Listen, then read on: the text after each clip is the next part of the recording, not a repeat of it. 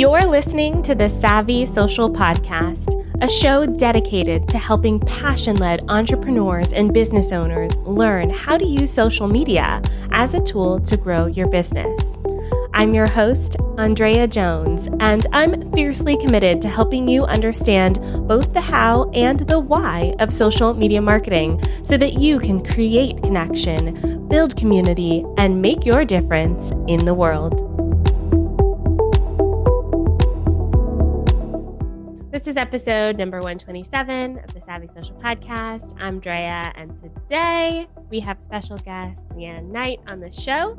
Before we dive in, of course, our episodes are brought to you by Fan Booster by Traject, which is the world's most complete social media management tool, and it's my tool of choice when it comes to everything like scheduling, managing, and especially reporting on social media. Try them out for yourself for free by clicking the link in the description or in the show notes.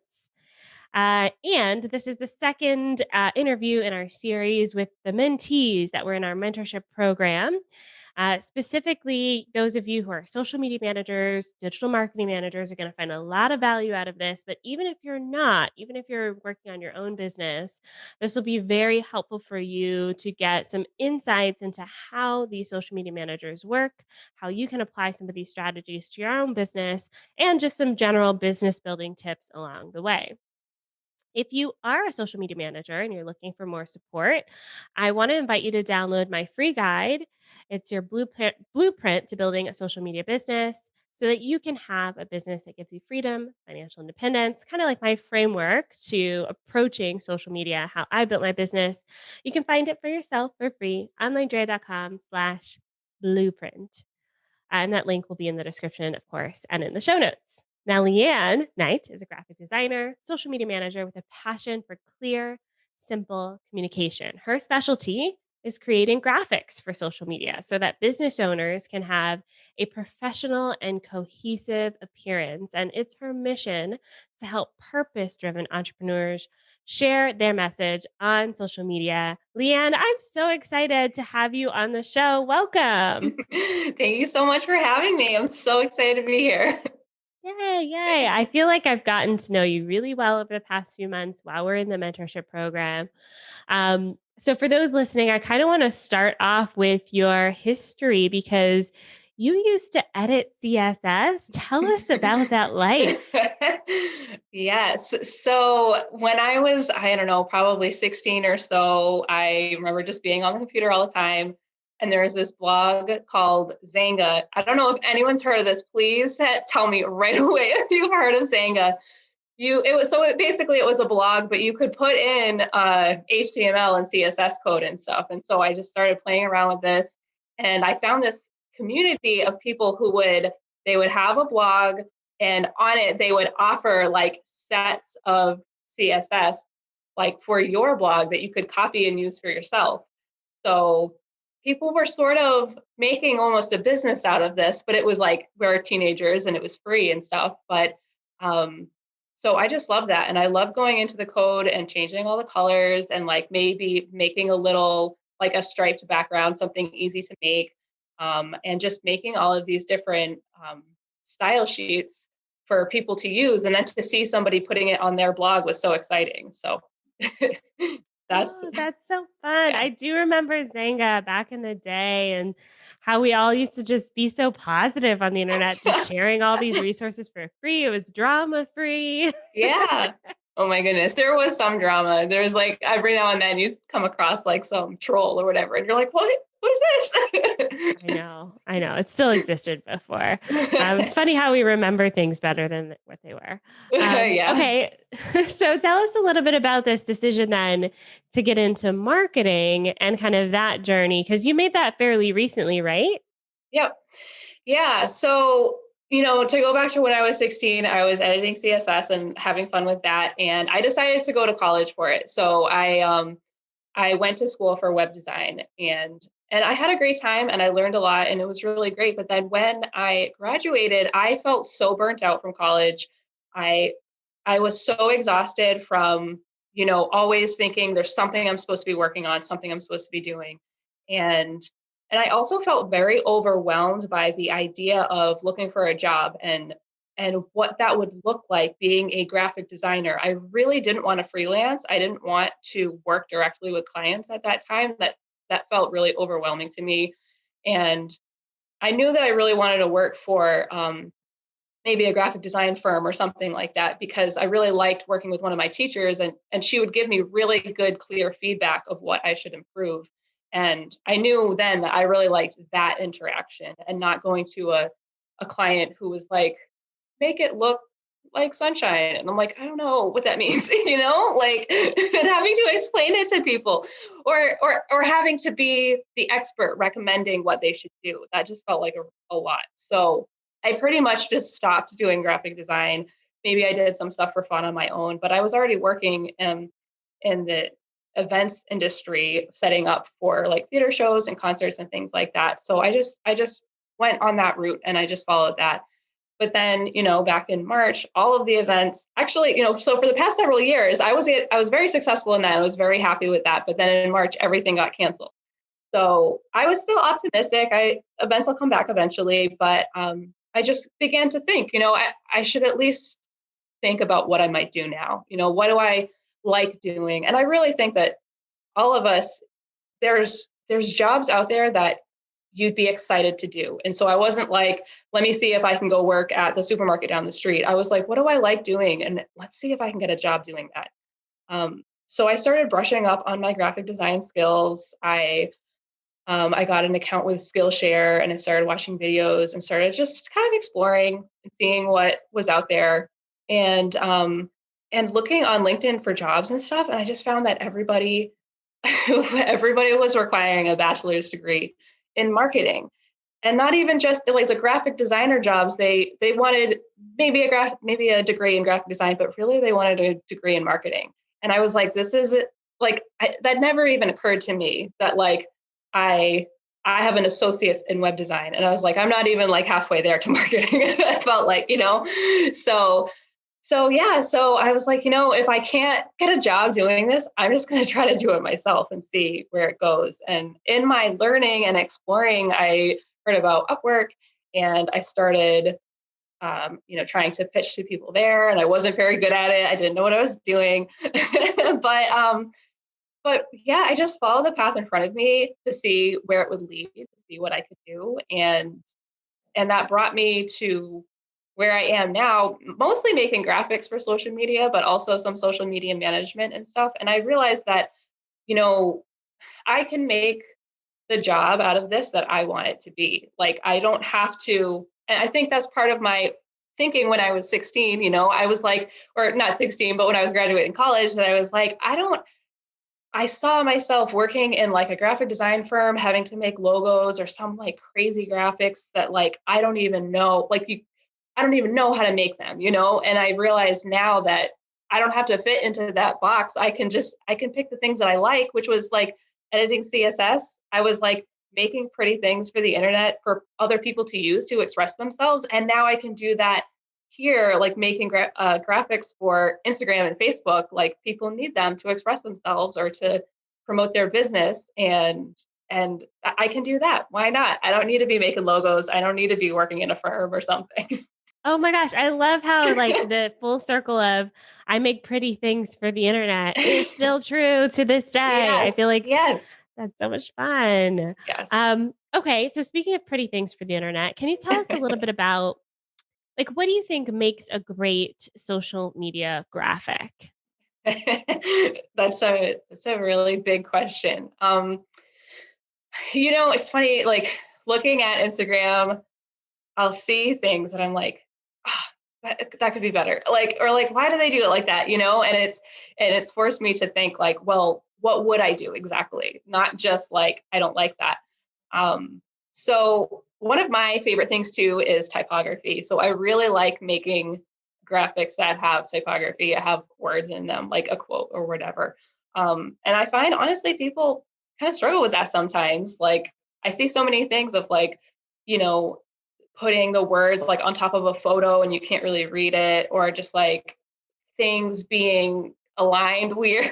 Like, I don't know. It's just like all over the place.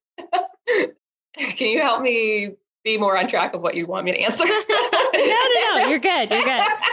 So I think you're right in that when we're thinking about social media graphics, we have to think about how people look at them. So just like you said, when you're putting text on top of a photo, you still should be able to read that text, right? You Yeah. still should be able to see what it says. And that's something that graphic design does. There's a balance between seeing the text and still seeing that photo in the background. And so I think there is a little bit of an art to that, a little bit of a mix Yeah. to that you just seem to would you say that it's something that comes naturally to you? That's a great question. I think in some ways, yes, like because I will just like tweak things and like fit the fit the words together. Like, if you're doing like maybe a just a plain like sans serif font and then like a script font and like how to kind of nest it together so that it looks nice. But also, there's something else I was gonna say. um Oh, something that I also learned recently that really stuck out to me. I was talking to, with all the things happening, I started volunteering at the farmers market here in my city. And I started talking to a lady that I just met that was also working there. And she's like, I'm a graphic designer. I do the graphics for the farmers market. And I was like, this is awesome. Like, I was so glad that I decided to volunteer and just like get out there and meet some new people.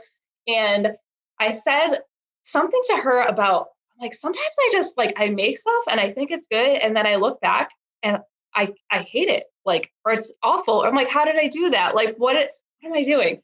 And she's like, when you start out, you just have bad taste. We all do. We just have bad taste when we start out. And how you get through that is just by practicing. She's like, you just have to keep doing it. And I've noticed that so much with everything that I'm doing, whether it's graphics or whether it's like writing captions and things like that, that I'm like, I just need to do it. And even if I'm doing it badly, and the more I do it, then I get a little faster of like, oh, this will work better. Like, or I remember a trick that, like you like slowly bring in, you're like, oh, I saw someone do this. I'm going to try it. And you just try it. That's your experimentation. And like, I feel like that with my own Instagram feed, it's constant, like, just let me try this. Like, let me experiment with this new thing. And sometimes I'm like, I don't really like that. But at least I tried it and I wasn't going to get any further if I didn't just try it. So with graphic design and anything else, you just have to experiment, do it again.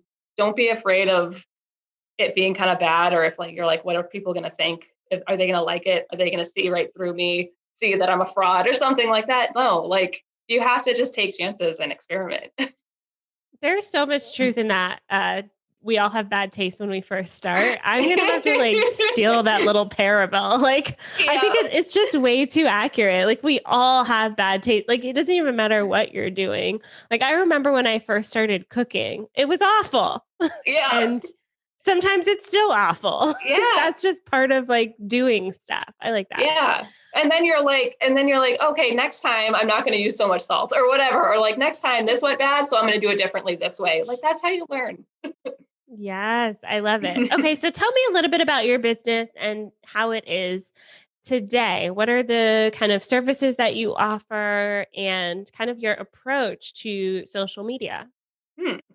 Yeah. So right now, basically, the packages that I'm offering are for social media management. I really am trying to focus on either podcasters or other basically thought leaders that have something to say. And some people come to me with like they're selling products or something, they're like, help me sell this chair or whatever. And I'm like, it just doesn't spark creativity for me. But if for example, I have a client that is a podcaster, is a strong woman, and interviews other amazing businesswomen. And I'm like so excited about that because they have something to say and they want to share it with the world. So, my packages are geared towards that. I like to focus on Instagram, but I do offer, doing posting, content planning, graphics creation, caption writing, and all of that, and then posting for, like Facebook, Instagram, and LinkedIn. Yeah, so that's what I'm doing right now. And I'm kind of trying to transition a little bit. I like to offer those packages because it's the whole thing that I feel like people need a lot. But I also have realized that, like I said, I can offer what I like doing and I don't have to fit into somebody else's box of what something should look like. So I really am kind of trying to focus more on the graphics for social media. So for example, I had a client who wasn't ready to hire a social media manager, but knew that she needed to upgrade her graphics that she was posting to LinkedIn, and she was posting like tips and stuff like that. So it was text based, and she wanted to have her picture and like her logo on it, and then a tip about like how to write your resume and stuff like that. So I just made for her a set of Canva templates for her to use on her own. I would love to be doing that instead on a monthly basis. And I do actually have a client that I do this for, that on a monthly basis for her clients, I make her graphics every single month in their branding. I get to know, what they like and what their style is and stuff like that, and make sure that I'm trying something a little bit fresh and new, but also keeping it consistent so that, and for these clients in particular, they're direct sellers and they're just trying to have a presence on Facebook and make sure that people keep them top of mind and all of that. So, I love to make their graphics for them so that when you're scrolling through the Facebook feed, they see those colors, they see the type of maybe photography that it is or whatever, and they already know who's posting. Yes. Okay, good. So I love how, you're really tuning into what you like. That's what I'm hearing is that, Yeah. we can offer all of these social media packages and you kind of know what works best. And, you've been doing this for the past few months. So you've got a really solid understanding of where you can really shine. And it's the graphics. And you can offer a lot of value in just the graphics. And I'll say, just from kind of my own business, one of the first like types of contractors that I hired was a graphic designer because I don't like making the graphics. I mean, it's okay, but Yeah. for me, I'm much more about the writing piece. So yeah, I totally see how that can be a pivotal part of some of this, and even partnering with the right people. Like I can see how that could really work out for you. Okay, great. So let's kind of switch gears a little bit and talk about the mentorship program, because I know that there are some people who are listening who are thinking about joining. So I want to kind of dive into your experience. You talked about how in you know end of July you were just kind of picking up your business, and then you joined the mentorship program. So what kind of made you decide this program over maybe some of the others out there? Well, part of it, I feel like it just showed up at the right time. And this is one of the things I want to point out too, is like just following the path and seeing where it leads. And it just came upon this in my path because my friend who I told I was doing, marketing and social media management and stuff, she recommended this podcast to me. And on the podcast, Claire interviewed you and I found you, and I was like, I just listening to the podcast. I was like, I gotta find her. Like, I gotta follow her. And I followed you on Instagram or whatever. And then you had a workshop, and I went and I was like, this is exactly what I need. I think it was about sales. I think it was about pitching because it was like showing up as a boss and all of that. And so it was right when I needed it. I don't even remember. Like that must have been the end of July, the beginning of August that you had that. So that was what I was struggling with because I had been pitching on Upwork and trying to get better at it and not really being sure like what was working and what wasn't, because sometimes you just wouldn't hear back from people. So, I heard about this workshop about, what's derailing your sales calls. And then, at the end you talked about the mentorship, and I was like, it came at just the right time.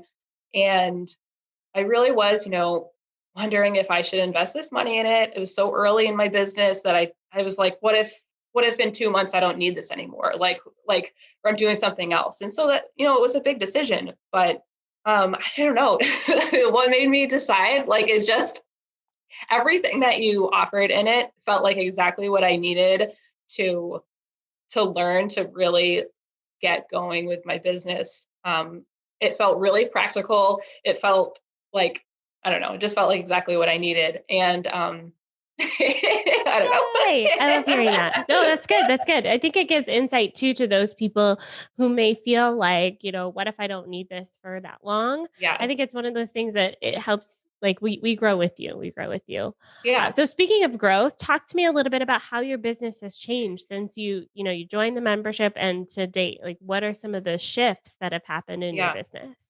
Right away, I feel like it was the sales calls.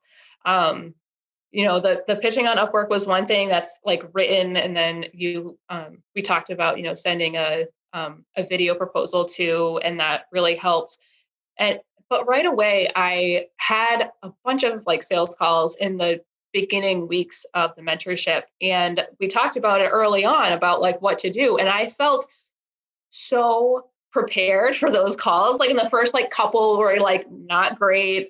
Or I'd be like, wait, hold on a second. Let me just think, like I would feel like I wasn't completely like on the whole time. I'd be like, give me a second. But this is a thing that I hear from people that they're like, I didn't get the hang of sales calls for years or whatever. And I'm like, and early on, I was like, I had a plan. I had a plan of like, and I had a Google document of like, this is the first thing I'm going to say, and not like word for word, just so that I would remember, like say these things first, give them the overview, and like, here's the questions I have. And then every time I would do a sales call, I would know which questions that felt like I needed to ask or which ones felt forced and I didn't really need to ask those. And then when I would look at one, I would look at my script, ahead of time and before a sales call, and I'd be like, okay, for this business, I need to know more about these things and I don't really need to know about these things. And that was like a huge difference right off the bat, that I didn't come into those sales calls like they were an interview, like maybe they will hire me, but I was coming into those sales calls saying, here is what I love doing and here's where I thrive. And like, what are your needs? Like, what are you looking for? And do those things line up? And then it just became, business of like, do your needs line up with what I have to offer for you? And helping them to believe that, that it will be successful and wonderful working with me. But also, if they are not looking for what I have to offer, then that's fine. Because that was another thing about the mentorship. It was getting clear on what I wanted to offer and not just being like, sure, yeah, I can do that. And everything, if they're like, oh, can you do this? Can you do this? And you're like, yeah, sure. Because I'm totally that person that I'm like, yeah, I can do that. I'll add that in, Yeah. And then you find yourself doing a bunch of things that you never wanted to do in the first place. Yeah. Right. Because just because you know how to do it, it doesn't mean you have to be doing it. Like I also really like working in WordPress, but I have to be careful about like where I offer that, because I don't want that to be my job. Like to an extent, like I'm like, oh, I could make this change. I know how to make that change, but do I need to tell them that? Like I have to weigh that decision. Yeah, exactly. So you learned where your boundaries are basically and saying, this is what I can do and what I'm happy to do. Yeah. And this is, if you need this, then maybe hire someone else. So yeah, totally. Okay. So last question about the mentorship is really for those who are on the fence. So let's say they're unsure. Yeah. Should they sign up or should they not sign up? What's one piece of advice you'd give to someone who's thinking about signing up for the mentorship program? The biggest thing for me with a mentorship has been the community.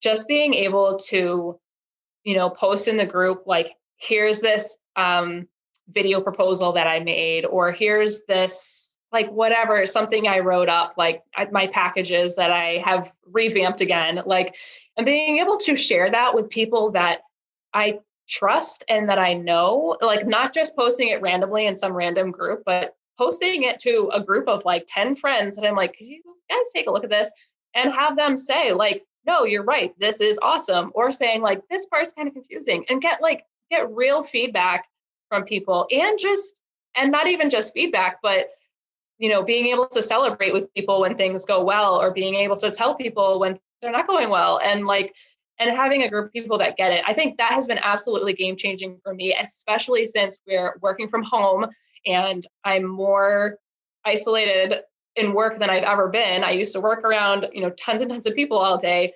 And I think this is an essential part of my business that I am so glad that I have right now. And if you don't have a close community to talk with and to meet with, and to talk about your business and get advice from and support from, you really absolutely need that.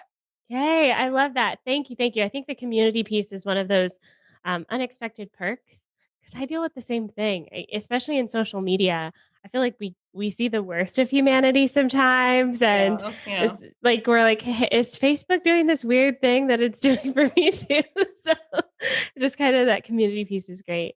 Yeah, Thank you totally. so much, Leanne. So for those who are listening who are like, I want more of Leanne, where can they find you online? My favorite place to be is Instagram. So I am authentic.vision.media on Instagram. I also have a Facebook page, but that's not as cool as Instagram. So, and if you want to learn more about what I offer, and if you want to talk to me about working together, you can go to authenticvisionmedia.com. Perfect. Awesome. Thank you so much, Leanne. And thank you, dear listener, for listening to this episode. For all of the show notes, head on over to onlinedrea.com/127. I will be putting links to everything that we talked about here and all of the connection links for Leanne. Coming up next week, we do have one more interview with our mentee. It's going to be a surprise because I don't know who it is yet at the time of recording this. But stay tuned for that one because I'm really excited to just talk to another mentee, get their perspective, talk about their business, and just show you the variety of what's possible in building a social media business. Thanks so much for joining us today. I'll see you guys next week.